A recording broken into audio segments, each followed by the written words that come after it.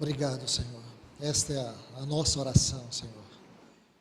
Que o Senhor tenha toda a preeminência e toda a glória neste lugar, por meio da instrumentalidade da Tua palavra. Que o Senhor tenha a liberdade de falar a nós, como acabamos de orar aqui, Senhor. Tu és a nossa luz.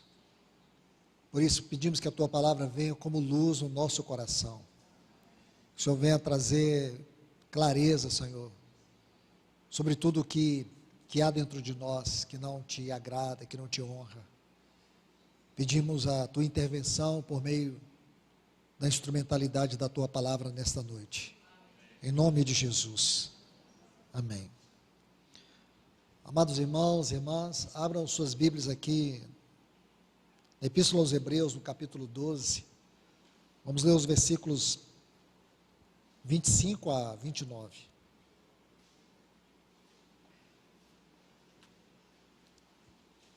Nós vamos estudar agora a quinta exortação nessa epístola acerca da apostasia. Esta carta, como nós já sabemos, ela trata em 5 ocorrências dentro dela sobre sintomas evidentes daquilo que é a apostasia. É sobre isso que temos estudado. Então, por favor, vamos ler aqui Hebreus capítulo 12, no versículo 25 diz: tende cuidado, não recuseis ao que fala, pois se não escaparam aqueles que recusaram ouvir quem divinamente os advertia sobre a terra, muito menos nós. Isso aqui é muito importante, irmãos.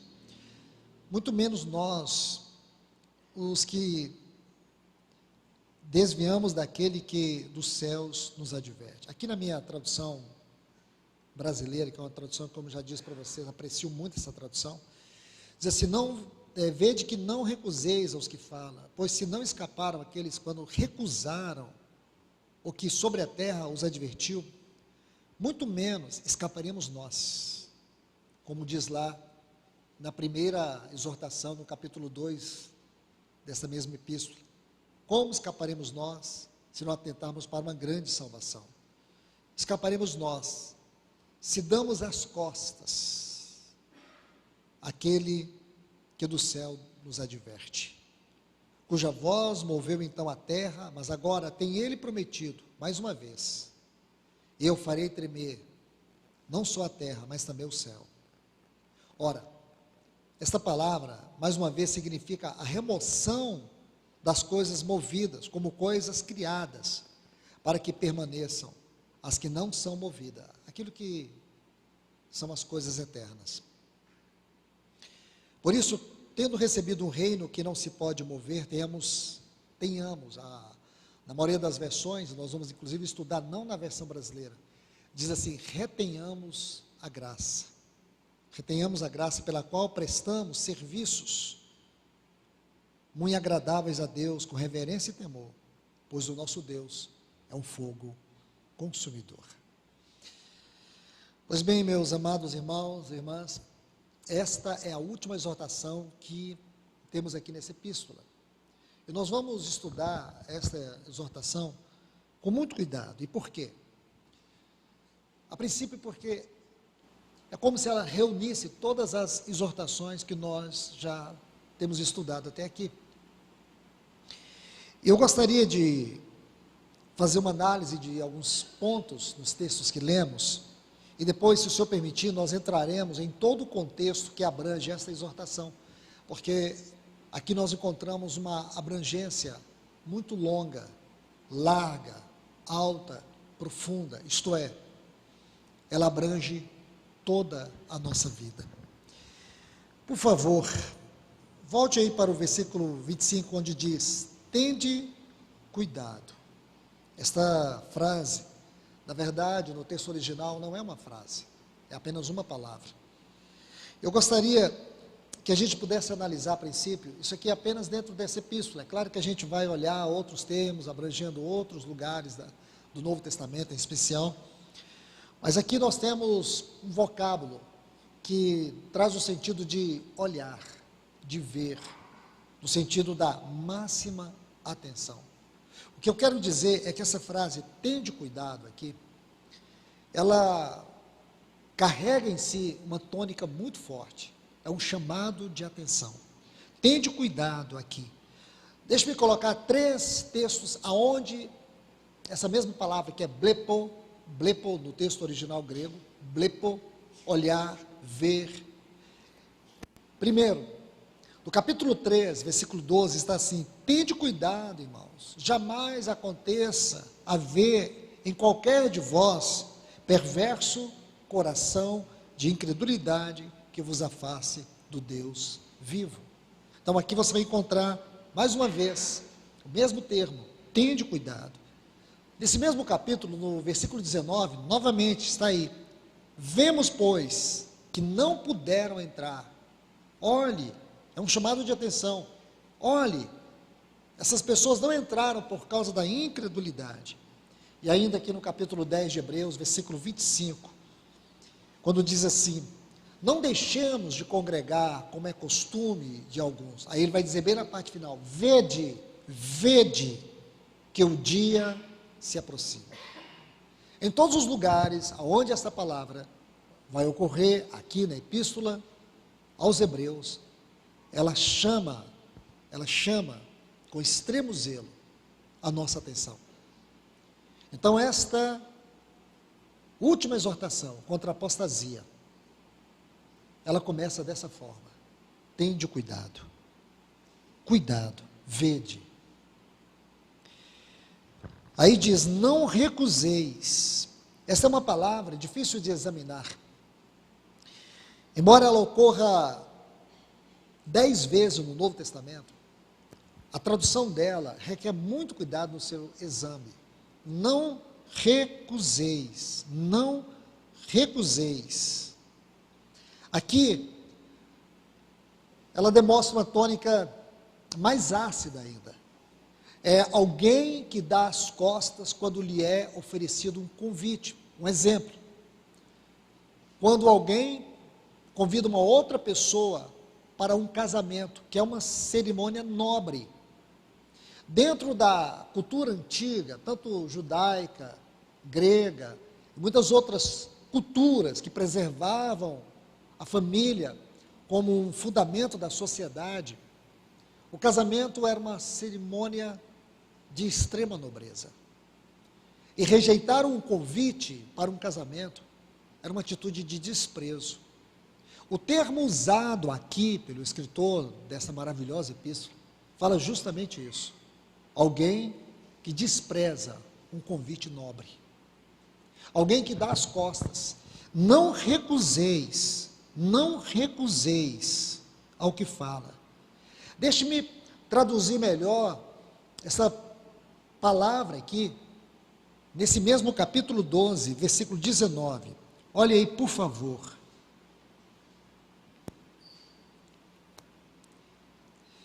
Hebreus 12, 19, diz assim: e ao som da trombeta e à voz das palavras, a qual os que ouviram rogaram para que não lhes falasse. Essa frase, rogaram-lhe para que não lhes falasse. É como se a pessoa vai convidar a outra e ela não aceitou. E ela volta lá e convida: olha, é o casamento do meu filho, eu gostaria que você fosse. Chega um momento que a pessoa diz: eu te peço, não me convide mais. Então você entende a tônica dessa palavra?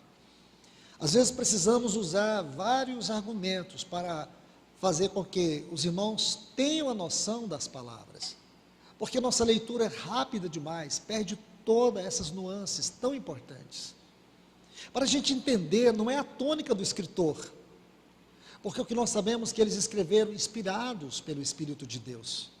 É para nós entendermos aqui o coração de Deus nessas palavras.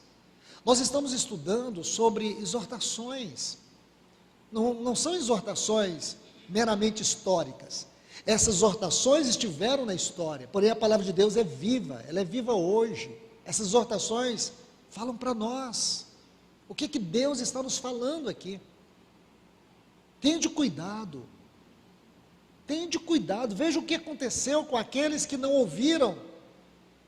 Não recuseis, não dê as costas. É interessante, quando você observa aqui, no versículo 25, onde diz assim: desviamos daquele que dos céus nos adverte. Está vendo aí no versículo 25, a palavra desviamos. Sabe qual o sentido dessa palavra? A tradução dela é de um guerreiro que coloca a sua espada na bainha. É alguém que diz: eu não vou lutar mais. Alguém que não se importa em perder a sua vida numa batalha. Esse é o sentido. E se você olha esta palavra, como ela está escrita aqui em português, você não tem noção da força dela.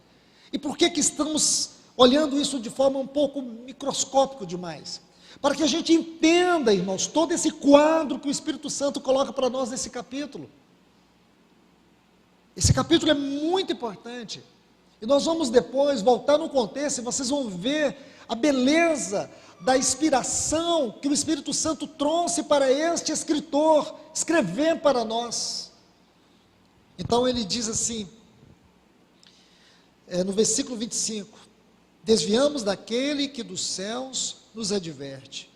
Aqui é voltar as costas, dar as costas, é dar as costas para Deus. O sentido é esse, irmãos. Amados irmãos e irmãs, será que nós temos alguma dúvida que Jesus morreu por nós? Será que nós temos alguma dúvida que o Espírito Santo veio nos habitar? Será que existe alguma dúvida de que alguma palavra que o nosso Senhor Jesus, ou mesmo os apóstolos, nos deram por meio da sua palavra escrita, alguma palavra tenha falhado? Será que nós perdemos a esperança eterna? A questão toda é essa, irmãos. Porque essa não é uma exortação para olharmos naquele tempo, para aqueles hebreus, mas para olhar os nossos dias.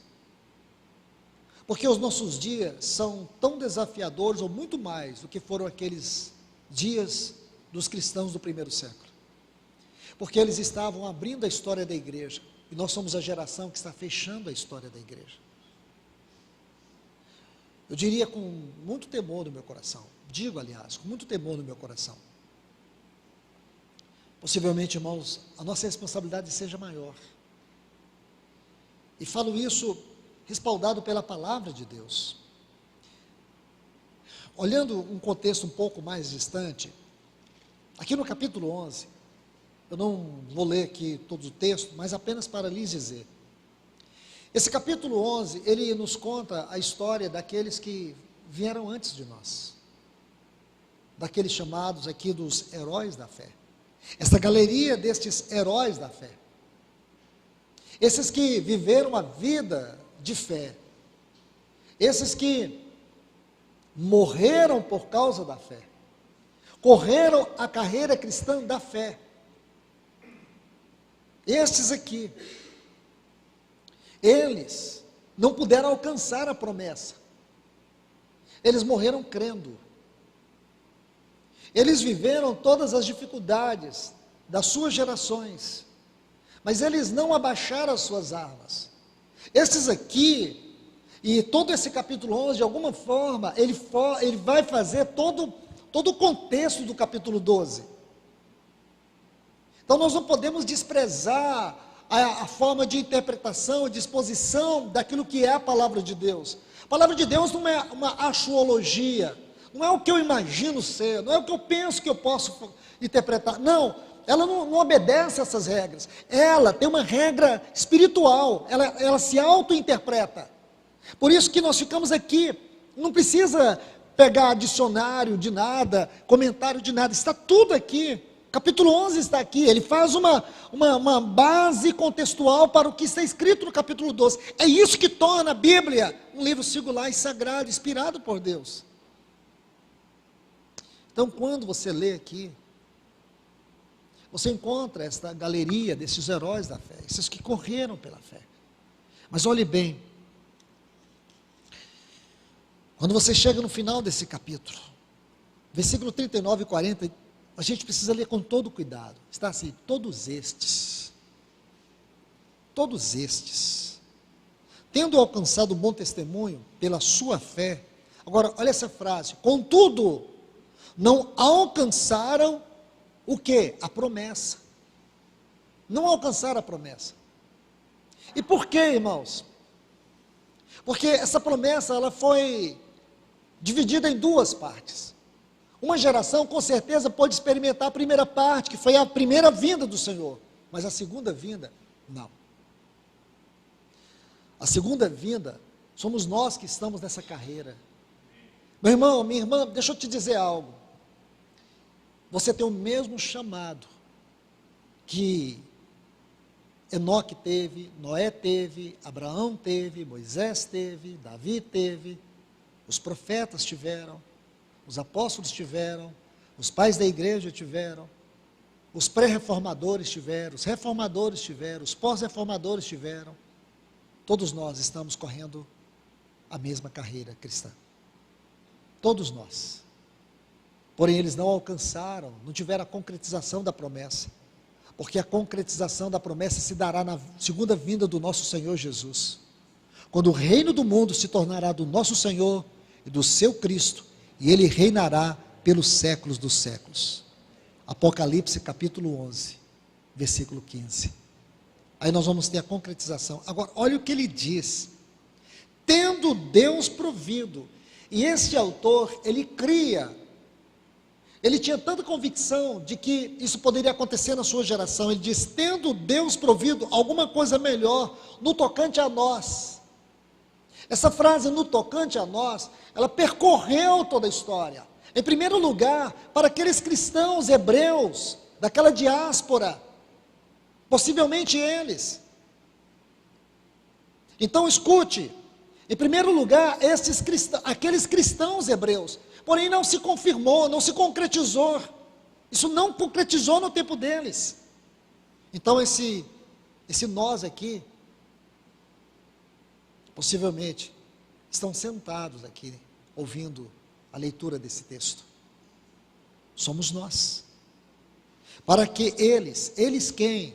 É só você ler todo o capítulo 11, o início, você vai ver todos estes homens e mulheres de fé, e muitos que não estão mencionados aqui, você sabe muito bem, que se fosse para mencionar, teria que escrever quase que 66 capítulos, com o nome de cada um deles, contando um resumo da sua história. Então diz, para que eles sem nós, você pode imaginar isso, irmãos? Que beleza, que glória é a carreira cristã. A vida cristã não é religião, a vida cristã é uma carreira.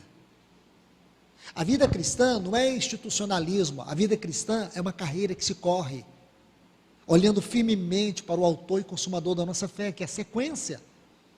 Não foi o escritor dessa epístola que dividiu este livro em capítulos.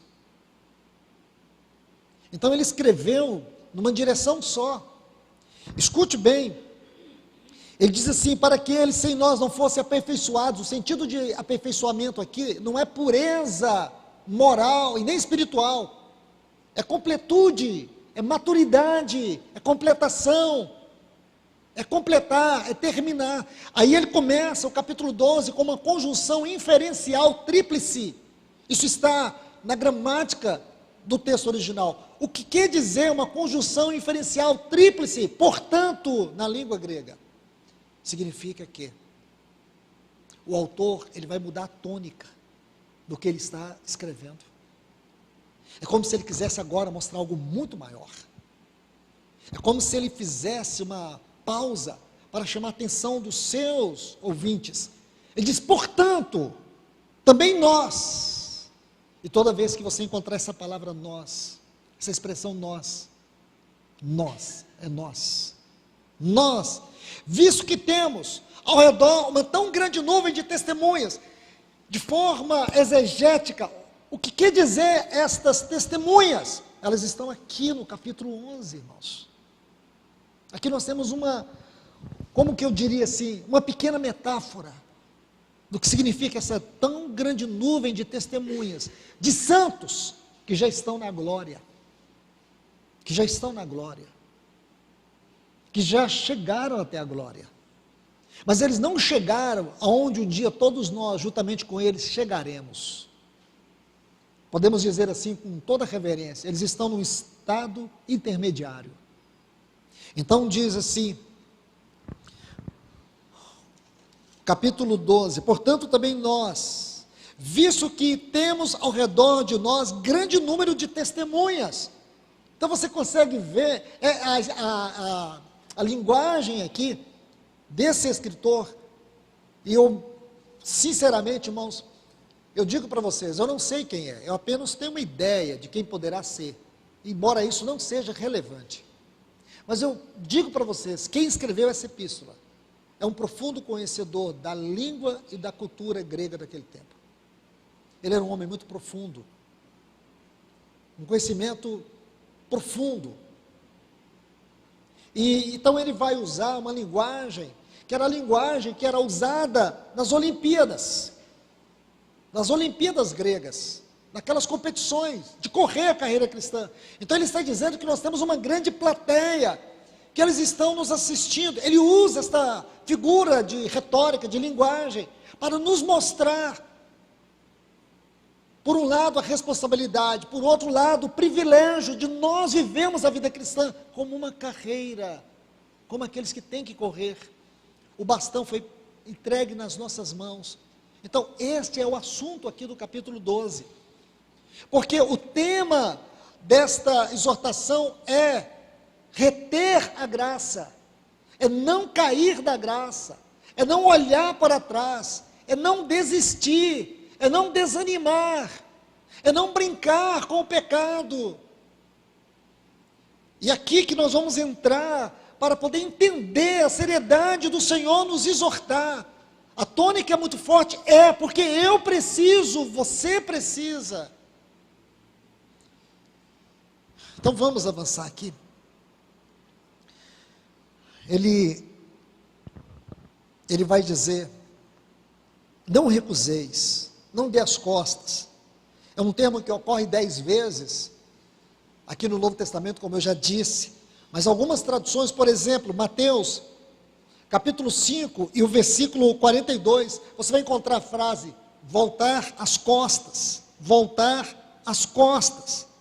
Dá a quem te pede, e não volte às costas. Ainda no capítulo 26, o versículo 52 do Evangelho de Mateus, você vai ver aquela palavra do nosso Senhor para Pedro, embainha tua espada. Todos esses textos, eles vão mostrar para nós a seriedade daquilo que o Senhor está dizendo. Não recuseis, não coloque, não meta a tua espada na bainha, não pare de lutar, não dê as costas, não volte para trás. É justamente isso. Vamos olhar outros textos. 2 Timóteo, capítulo 1, versículo 15. Quando Paulo diz assim, ele diz, está ciente de que todos os da Ásia me abandonaram. Essa frase, me abandonaram, é o mesmo termo do original grego para a palavra recuseis, abandonar. E por último, em 2 Timóteo, capítulo 4, versículo 4, quando Paulo diz assim, e se recusarão dar ouvidos à verdade, recusar. Aqui o sentido é, eu não quero ir. Eu não quero ir. Estou tentando traduzir, irmãos, a seriedade da tônica do coração de Deus nessas palavras.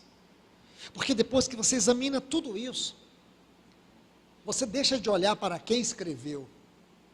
E digo mais, com reverência, você até chega a deixar de olhar o que está escrito, para você fechar os olhos e sentir o coração de Deus nessas palavras para nós. De um Deus amoroso, que está vendo a hora que nós estamos vivendo, hora de angústia, de desânimo, hora em que muitos estão se deixando distrair, hora em que muitos estão recusando caminhar, hora em que muitos estão colocando as suas espadas na bainha, como disse Pedro, vou pescar, dando as costas para o Senhor. E nós podemos dar as costas, como eu li esses textos, para poder traduzir um pouco a força dessa palavra recuseis, para mostrar que existem muitas formas de nós recusar ouvir a voz de Deus. Então aqui, no versículo 26, ele diz: aquele cuja voz abalou então a terra. Agora, porém, ele promete dizendo: ainda uma vez por todas farei abalar não só a terra, mas também o céu. E aqui, irmãos, eu me lembro daquele texto que está lá, no capítulo 12, versículo 4, do livro do profeta Daniel. Se você ler os versículos 1 a 4, do capítulo 12 de Daniel, você vai entender algo. Esse texto, ele foi como que vilipendiado, ele foi como que diluído na sua essência de revelação.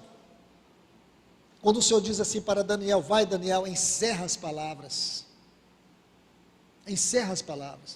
porque muitos ficarão em torno dela, e o conhecimento se multiplicará. E aí vieram aqueles intérpretes escatológicos, com as suas arqueologias, e usaram a palavra saber ali como ciência, porque é um termo genérico no hebraico, e fala de avanço de tecnologia. Isso é empobrecer a revelação, isso é vilipendiar o sagrado, porque ali não está dizendo nada disso, irmãos, de tecnologia. Se você ler o versículo 9 e 10, vai te ajudar a entender.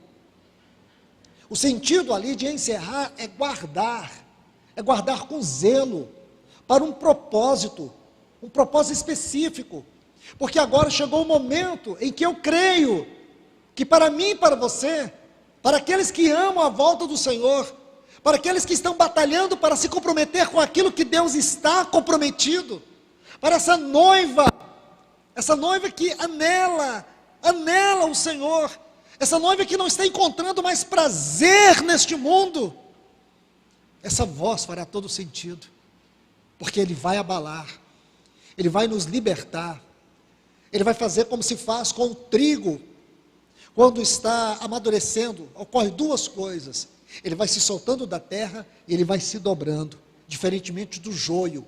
O joio vai enrijecendo e firmando as suas raízes na terra. E sabe o que o Senhor vai fazer com essa voz? Essa voz vai entrar no meu e no teu coração, vai nos purificar, vai nos chamar de uma forma tão gloriosa, que o arrebatamento daquele dia será um resultado daquilo que Ele já está fazendo no nosso coração agora. Então, amados irmãos e irmãs, então ele diz no versículo 27, ora, esta é a palavra, ainda uma vez por todas, significa a remoção dessas coisas abaladas, essas estruturas mortas, sem sentido, aquilo que não glorifica, para que as coisas que não são abaladas permaneçam.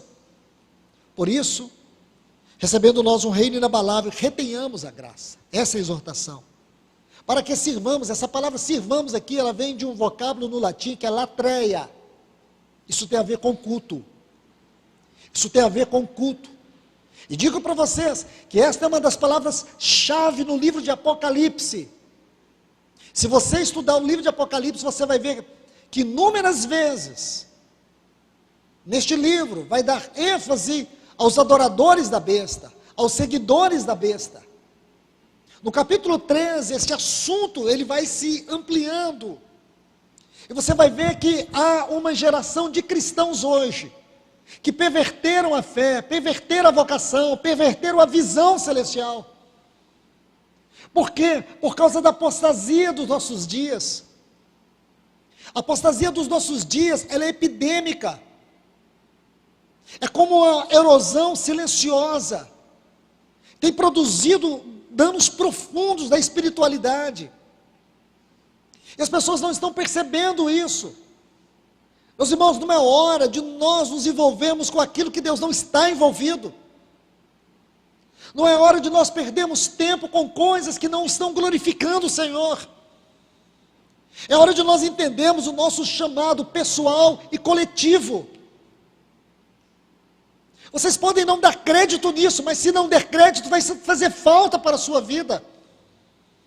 Porque essa apostasia, ela está corroendo os afetos, as devoções, as orações, o amor à palavra. As pessoas estão se contentando com religiosidade e espiritualismo, porque esse tipo de experiência não provoca quebrantamento, não provoca arrependimento, não provoca renúncia. Então, ele diz: retenhamos a graça, para que o nosso culto a Deus seja agradável, com reverência e temor. Um texto tão pequeno, parece escondido dentro da grandeza dessa epístola, mas que o Espírito Santo está realçando diante dos nossos olhos. Mais de 20 anos eu estive aqui, irmãos, juntamente com tantos irmãos, tentando encorajar vocês a colocar filtro nos vossos ouvidos, nos vossos olhos, para que vocês pudessem ser cuidadosos com a vossa vida diante de Deus. Então vamos avançar. Amados irmãos, essas 5 exortações aqui ilustram a nossa vida natural e a nossa vida espiritual. Mas de maneira natural, você vai ver que a primeira exortação lá, em Hebreus capítulo 2, vai nos mostrar a negligência. A segunda, no capítulo 3, vai nos mostrar a incredulidade. Então, o que a negligência produz? Ela produz incredulidade. Lembra? A primeira exortação, capítulo 2, para nós apegarmos com mais firmeza às verdades ouvidas. Essas verdades ouvidas são aquelas gloriosas declarações acerca do nosso Senhor Jesus no capítulo 1 dessa epístola. Nós estudamos sobre isso. Então nós podemos dizer que nós devemos nos apegar com firmeza a todas as verdades concernentes à pessoa e obra do nosso Senhor Jesus Cristo. Mas se você não se apega, aí vem a segunda exortação no capítulo 3, um coração endurecido pelo engano do pecado, o pecado da incredulidade, a negligência dá lugar à incredulidade. Aí depois nós temos a terceira exortação, que está lá no capítulo 5, a partir do versículo 11, e vai falar de quê? Da imaturidade e do orgulho, que está no capítulo 6. Por um lado, os versículos 11 a 14 do capítulo 5, a imaturidade. Aí se você ler o capítulo 6, a partir do versículo 1, você vai ver ali nos versículos 4 a 6, o orgulho. E é justamente isso. Aí, no capítulo 10, o que nós vamos ler? Desde o versículo 26 até o 29. A quarta exortação. Um coração endurecido pelo engano do pecado. Então nós temos negligência espiritual, a incredulidade, a apostasia, e depois o que nós temos? O pecado deliberado. E o pecado deliberado provoca o quê? A indiferença. São essas 5 exortações. E hoje, irmãos, dentro do modelo de igreja que se formou pelo mundo, eu digo para você com todo respeito, boa parte dos cristãos nos nossos dias que têm ignorado isso aqui, eles estão sendo conduzidos numa enxurrada de heresias e práticas não cristãs, que é o que diz esse texto que nós acabamos de ler aqui, esse versículo 28, eles perderam a graça, eles caíram da graça. Isso está lá em Gálatas capítulo 5, versículo 4. De Cristo vos desligastes, vós que caíram da graça. Que é o mesmo assunto aqui do versículo 28 do capítulo 12. De Cristo vos desligastes. Aqui está. E aí você vê o culto pervertido.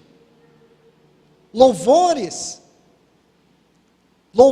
adorações antropocêntricas. Hoje, nós vemos isso de uma forma pervertida no meio do povo de Deus. E por quê? E para quê? Qual o resultado? Qual o objetivo disso? Formar uma igreja anticristo. O anticristo já tem a sua igreja hoje. E com temor e reverência eu falo isso. Esta igreja anticristo, essa igreja que se opõe a Cristo, e tudo que se levanta sobre o nome, a honra e a glória de Cristo, esta igreja anticristo, ela já está diante de nós hoje. Então vamos mais. Aqui nós vamos voltar, por favor.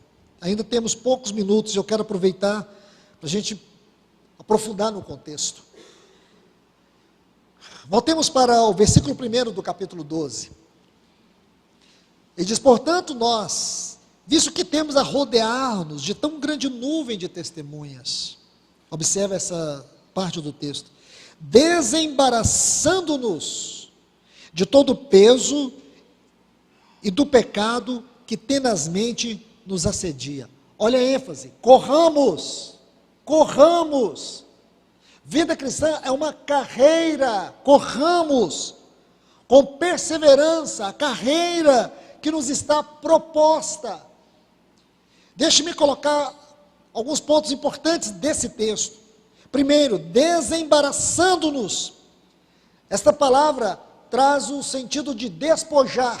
Você precisa se despojar. Deixe-me colocar alguns pontos. É um termo que ocorre 8 vezes no Novo Testamento. Quero citar alguns. Romanos, no capítulo 13, versículo 12, quando diz assim: vai alta a noite, vem chegando o dia, despojando, está vendo aqui? Ou, como deve estar na sua versão, deixemo-nos, pois, as obras das trevas. É esta a ideia desta palavra nesse texto. Romanos 12, 1. Deixar as obras das trevas. Efésios, capítulo 4, versículo 22, diz assim: despojais do velho homem. Vamos para mais um texto que ilustra o significado dessa palavra. Colossenses, capítulo 3, versículo 8, diz assim: despojai-vos igualmente de tudo isto, da ira, da indignação, da vaidade, da maledicência e toda linguagem torpe. Despojai. Tiago, capítulo 1, versículo 21, está assim: despojando-vos de toda impureza e acúmulo de maldade. 1 Pedro, o capítulo 2, versículo 1, a mesma coisa: despojando-vos de toda maldade, todo dolo, toda hipocrisia. Então você vê que esta frase aqui, desembaraçando-vos, observe mais uma vez, desembaraçando-nos de todo o peso e do pecado. Vamos olhar mais profundamente para esse texto. Aqui, você vai pegar a palavra peso. Sabe o que significa essa palavra? Uma carga. Uma carga. Essa palavra aqui significa estorvo. Alguma coisa que impede você de correr a carreira cristã. Você luta, mas não consegue. Tem um peso sobre você. Sabe o que é esse peso? Está nessa palavra aí. Desembaraçando-nos. É porque você ainda não despojou do velho homem. Por isso você não consegue correr a carreira cristã com liberdade, com convicção. E mais ainda, o sentido ainda é mais forte. Ele diz assim: de todo peso, pecado. A palavra pecado aqui é pecado, hamartia, é o alvo. Mas ele coloca uma outra palavra importante: tenazmente. Tenazmente. É aquilo que com muita habilidade nos envolve, nos abraça. É aquele pecado que nos abraça. É aquele pecado que traz conforto para a nossa carne. Esse é o sentido. É aquele pecado que nós amamos. Só que a Bíblia chama ele de um peso. Chama ele de um estorvo. É o pecado que nos impede de correr. E você pergunta: por que eu não consigo correr? Por que eu não consigo ser um cristão num plano mais alto? Por que eu não consigo ser uma cristã no sentido mais elevado da definição espiritual? Está aqui a explicação. Você não precisa ir longe. Olhe esse texto, ore sobre ele, coloque esse texto como a base da sua oração, e você vai ter explicação. Por que não tem frutos? Por que não tem vida? Por que não tem graça? Por que não tem uma alegria espiritual? Por que não tem ousadia? Está aqui, meus irmãos. Está aqui. E mais ainda, olha o versículo 2: olhando firmemente para o autor e consumador da fé, Jesus, o qual em troca da alegria que lhe estava proposta, suportou a cruz, não fazendo caso da sua vergonha, do seu desprezo, e está sentado à destra do trono de Deus. Olha esta frase, olhando firmemente, não é blepo, o sentido aqui é, tire os olhos de todas as coisas. Deixe-me traduzir isso aqui conforme está. Digo para vocês, com toda a segurança, aqui nós podemos entrar, e falo isso também com reverência, na mente do autor que escreveu este livro. Ele está dizendo, tire os olhos de todo o pecado que te abraça, porque enquanto você não tirar os olhos de todo o pecado que tenazmente te assedia, você nunca vai conseguir olhar firmemente para Jesus, você nunca vai conseguir correr a carreira cristã. Sabe por que você não consegue correr a carreira cristã? Porque você não tem um alvo. Esse aqui é o alvo. Como diz Paulo, lá em Filipenses capítulo 3, versículos 12 a 14, prossigo para o alvo, para o prêmio da soberana vocação de Deus em Cristo Jesus. Esse é o alvo. O motivo de nós corrermos a carreira cristã é olhando para Jesus. Esta é a carreira que nos foi proposta. A carreira que nos foi proposta não é o galardão. A carreira que nos foi proposta não é o trono de Deus. A carreira que nos foi proposta não é os céus. Nós corremos essa carreira por causa dele. Ele é o nosso alvo. É para ele que eu tenho que olhar, é para ele que você tem que olhar. Então ele diz, tire os olhos de todas as coisas, olhando firmemente para o autor e consumador da fé. E aqui, ele vai nos dizer, voltando para o versículo 1, 3 coisas que nos impedem de olhar firmemente para Jesus. Primeiro, é porque não temos abandonado as obras das trevas. Segundo, por causa dos estorvos, dos obstáculos, das cargas do pecado sobre a nossa vida. E por último, os prazeres que nos assediam e nos abraçam. Então não tem como você olhar para ele, não tem como correr a carreira cristã. Eu penso, irmãos, que vocês não saíram de casa hoje para ouvir uma palavra dessa. Eu penso que muitos aqui pensam, o que eu vim fazer aqui hoje? Graças a Deus que você está aqui, porque eu estou aqui, porque eu preciso ouvir essa palavra, porque ela é séria, e vai ser por causa de palavras assim, que um dia nós vamos estar lá naquela glória vindoura, contemplando a face adorável do nosso Senhor Jesus Cristo, porque a palavra nos limpa, a palavra nos transforma, a palavra nos cura, a palavra nos liberta. Então vamos mais, olha o que ele diz, versículo 3, considerai, pois, atentamente, aquele que suportou tamanha oposição dos pecadores, importante isso, contra si mesmo. Aí ele diz, para que não vos fatigueis, desmaiando em vossa alma. Isso é uma outra forma de dizer assim, considerai, o sentido aqui é pesa sobre, é isso mesmo, é você trazer a sua memória. Sabe o que significa essa palavra, considerai aqui no texto grego? Significa, traga continuadamente na sua memória, a lembrança de tudo que Jesus suportou por você. É isso que ele está dizendo, traga a memória, pense naquele que suportou tamanha oposição. Veja, que ele diz, que ele, olhando firmemente para o autor e consumador da fé, Jesus, o qual em troca da alegria que estava proposta. Que alegria é essa, irmãos?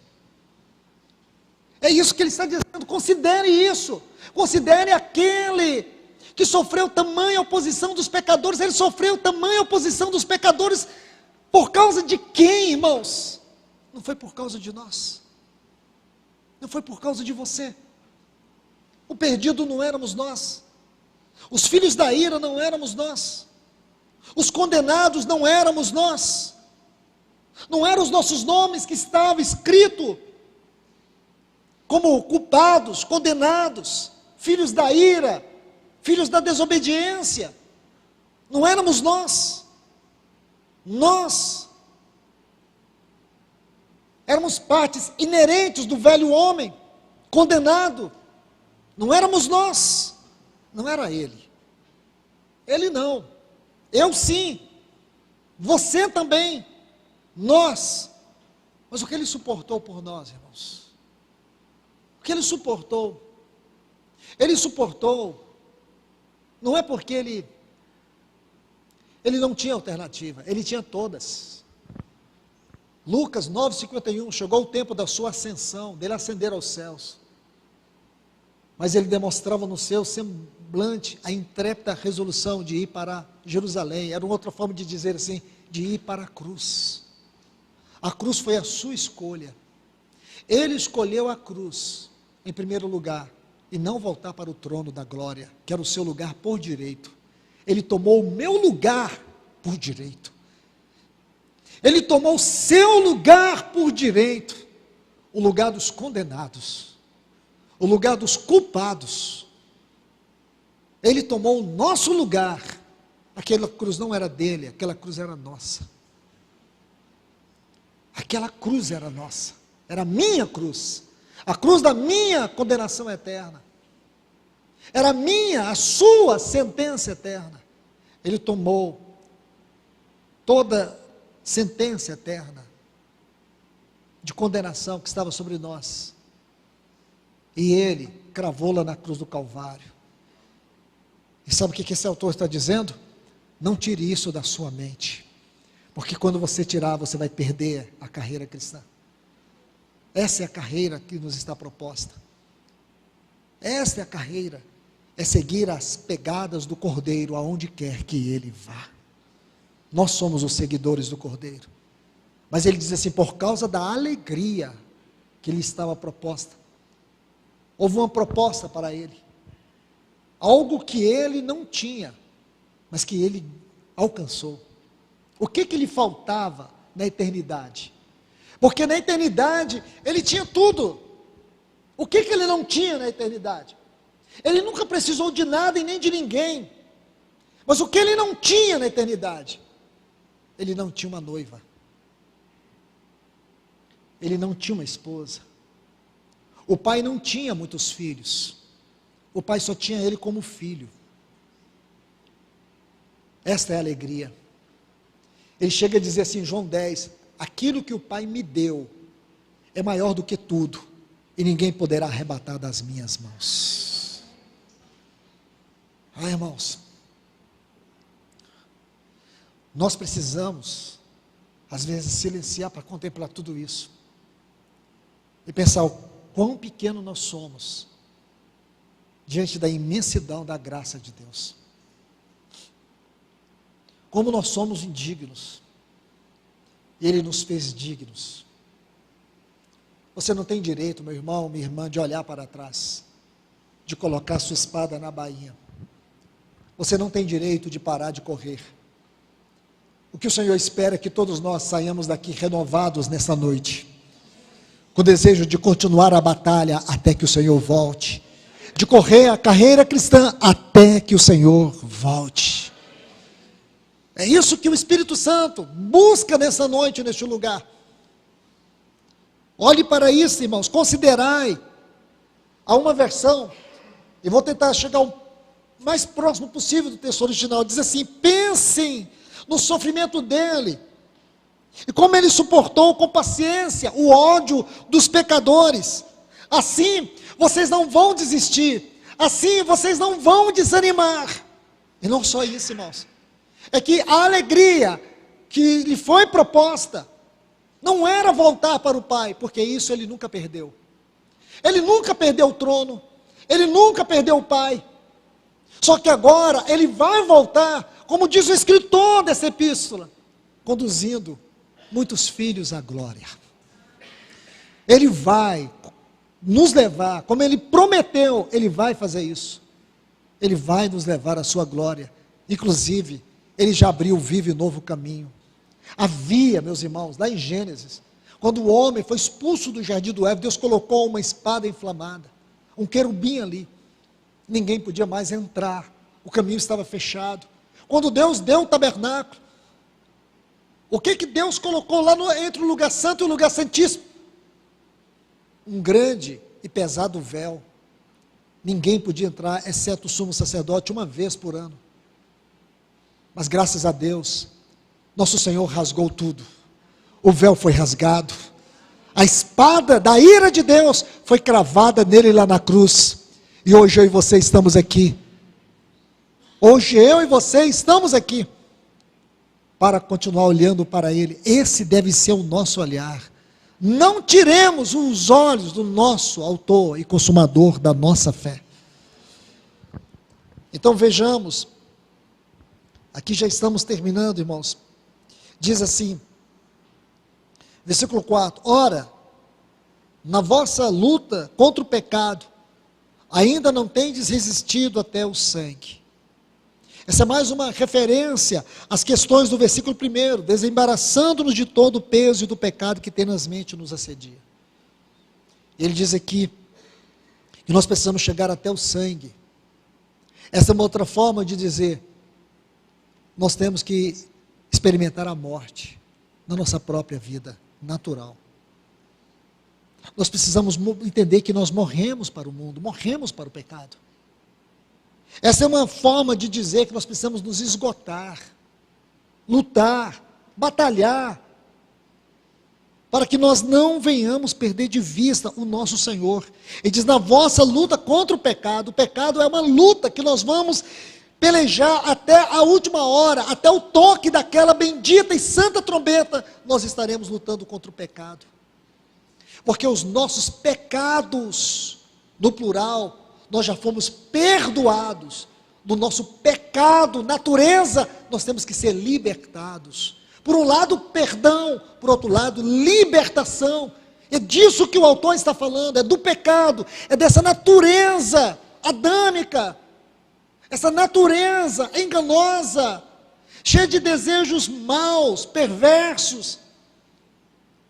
Esta natureza, aquilo que Paulo diz em Gálatas 5,16, andai no Espírito e jamais satisfareis os desejos da carne.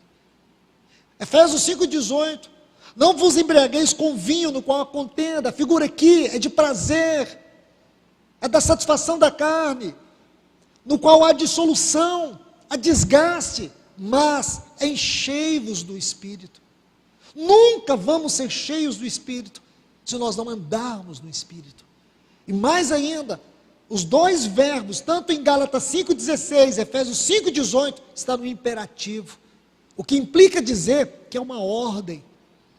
Andar no Espírito é uma ordem, ser cheio do Espírito é uma ordem, não é você querer, é um dever, é uma disciplina cristã, é correr a carreira cristã, é andar no Espírito e ser cheio do Espírito. Ser cheio do Espírito, irmãos, não é esse sensacionalismo pentecostalista que muitos têm como prática.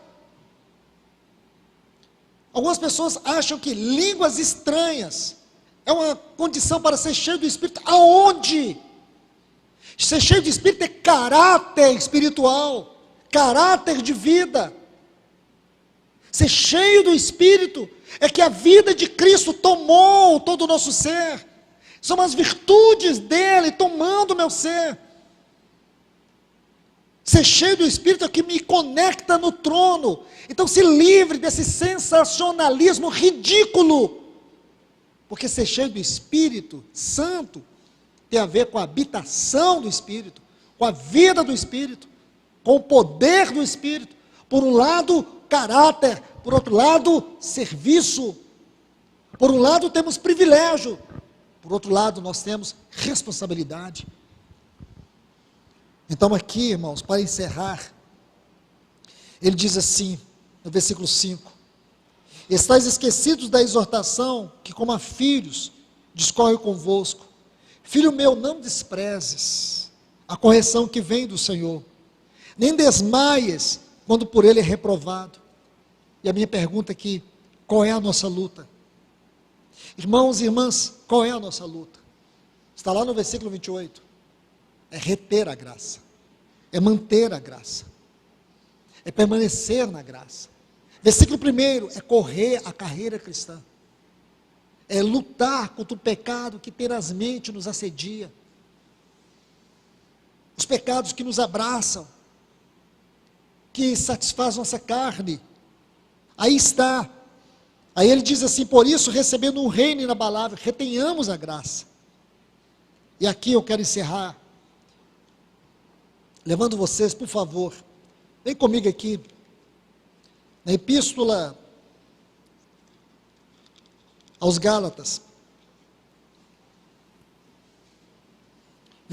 capítulo 5, versículo 4, encerrando com esse texto que eu já citei, está assim: estais já separados de Cristo, vós que vos justificais pela lei e decaístes da graça. Olha essas duas frases: estais separados de Cristo,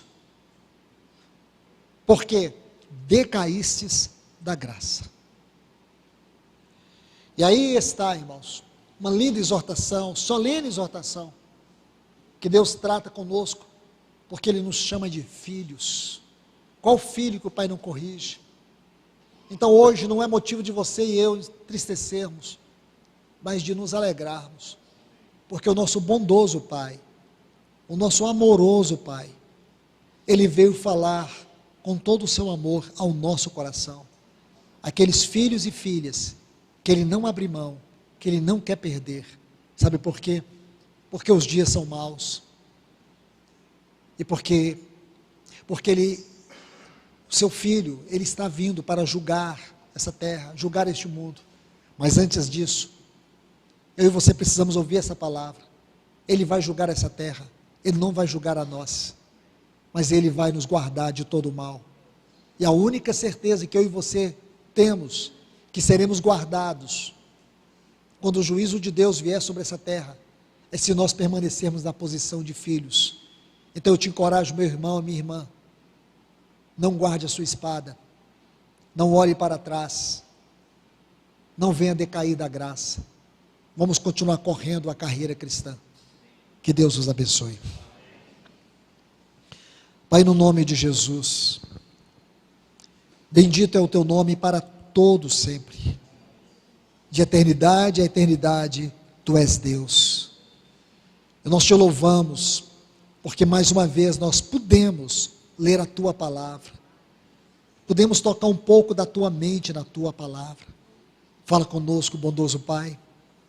Fala com cada um de nós, na minha vida, na vida dos meus irmãos, das minhas irmãs, o que está errado, corrige, que a tua palavra penetre dentro do nosso coração, corrija, limpa o que tem que ser limpo, retira o que tem que ser retirado, glorifica a tua palavra nos nossos corações nesta noite. Pai, nós te pedimos em nome de Jesus, e te louvamos por ter nos trazido com as tuas boas mãos a este lugar. Fala com a tua igreja, que essa palavra venha ecoar nos nossos corações, até ela cumprir em nós a tua vontade, a tua obra. Nós te pedimos em nome de Jesus, e te agradecemos. Amém.